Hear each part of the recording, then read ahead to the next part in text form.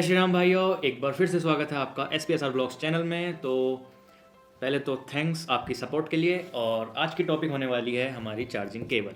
ठीक है, ज़्यादा दिन यूज़ करने के बाद डाटा केबल अक्सर वियर एंड टियर हो जाती हैं। आप देख सकते हो, मतलब मेरी बात नहीं है, ये किसी की भी केबल होगी वो ख़राब हो जाती है। तो अब बात आती है कि हम चार्जिंग केबल कौन सी लें।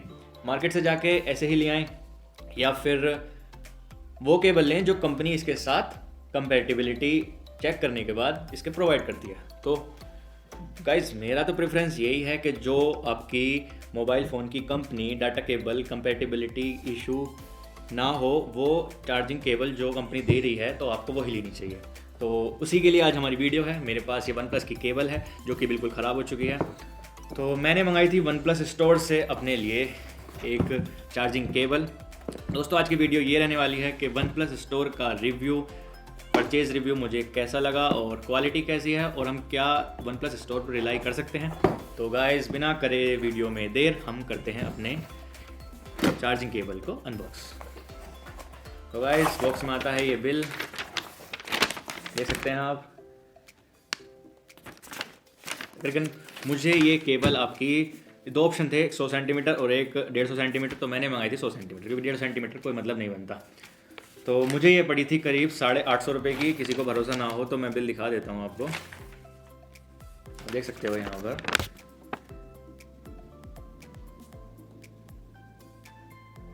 तो भाई देख ली होगी आपने, ये मुझे 850 रुपये की पड़ी थी।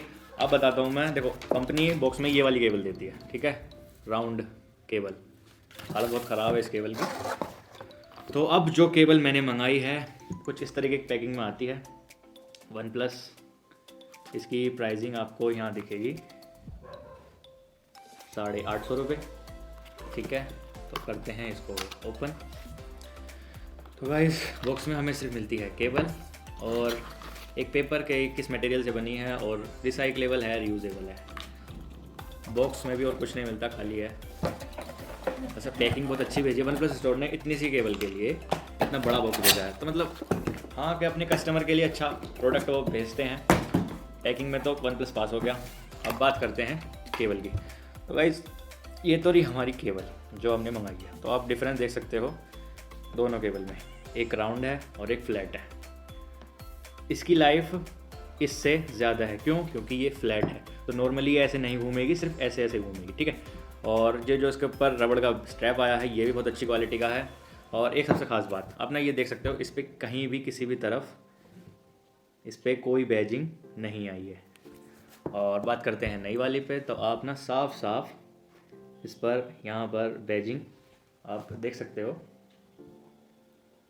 OnePlus की बैजिंग। तो गाइज़, क्वालिटी बहुत अच्छी है इसकी। एक और बात, बहुत से यूज़र्स होंगे जो सुपर वूक चार्जिंग या वाप चार्ज सपोर्ट कराने के लिए इस चार्जिंग केबल को ख़रीदेंगे, और जब आप पहली बार लगाओगे तो शायद आपका मोबाइल ना पकड़े। तो उसको, अगर आपको ये इशू आ रहा है तो आप ना कोई भी ब्रश, क्लीनिंग ब्रश अपने फ़ोन के अंदर, क्योंकि ये तो नहीं है, इसमें कोई दिक्कत नहीं होने वाली है, तो अपने फ़ोन के चार्जिंग पोर्ट को ब्रश से पहले साफ़ कर लेना। तो आपका मोबाइल वो आप चार्ज या सुपर बुक चार्ज पकड़ने लगेगा। ठीक है, तो दोस्तों, ये थी हमारी वीडियो OnePlus के केबल की और OnePlus स्टोर का रिव्यू के कैसी रही डिलीवरी।